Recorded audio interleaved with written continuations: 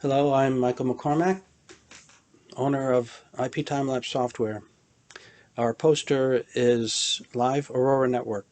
Live Aurora Network is the brainchild of Steve and Tony Collins.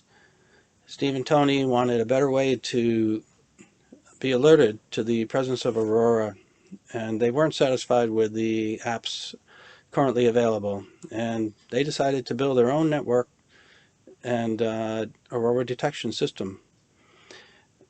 Tony and Steve contacted me with the idea of building a camera system using the Sony AS7II camera, and I agreed to that. I have experience in building camera systems using the Canon camera, and with those systems, the exposure is from 20 to 30 seconds, and the advantage of using the Sony camera is Sony has the sensitivity to image the night sky at video frame rates, 1/30th of a second.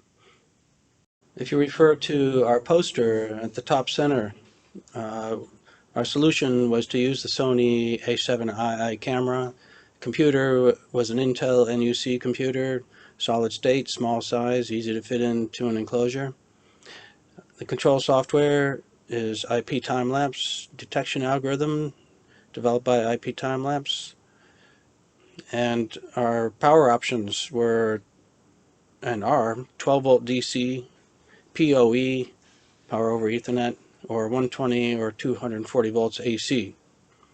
Our implementation, the hardware in the center of the poster, you can see two photographs showing the system with the camera installed on the left and 6 units on the bench being constructed. Our software does the video streaming, Aurora Detection, and time-lapse video. And a live stream is sent to an RTMP video server, which can be YouTube or any other server accepting RTMP. And that can be delivered to our app. And detections are also monitored and distributed to any user using the app.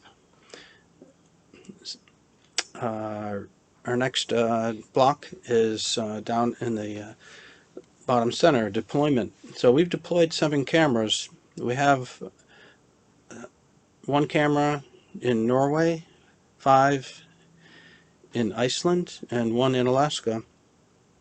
And we'd like to and plan to install more cameras to have more coverage around that oval. Probably Greenland and Northern Canada could be next on the list.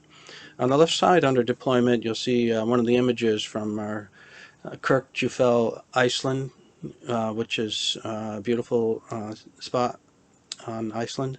And beneath that is our trip to Lofoten, Norway at the Arctic Circle, where we successfully installed our first Norway camera. Referring to the top right of the poster is our a short description of our Aurora Detection algorithm. The top image shows a faint Aurora glow. In the processing, we segment the colors using an hue saturation light map, and we threshold those parameters. We use those as features. We also look at the area of those color regions and make a decision as whether there's aurora or not and its intensity. Bottom right, going forward, we plan to install new cameras and fill gaps in the coverage of the Northern Hemisphere. We definitely like to improve our detection algorithm. It's quite good for a simple thresholding method, but we need to create a performance baseline and develop a probability of detection, probability of false alarm, receiver operating characteristic curve, and To do that, we'll define additional Aurora features, and with those features and a training set, which we have an ample training set because we're collecting images continually from these cameras, we'll implement a naive Bayes classifier. Other ideas we have is a 3D stereoscopic view of Aurora, where we could place cameras, say, some kilometers apart, 10 kilometers perhaps, and if we can register and time register the live video, we could have quite interesting VR viewing. And we'd like to collaborate with the science community and Aurora going forward. Thank you.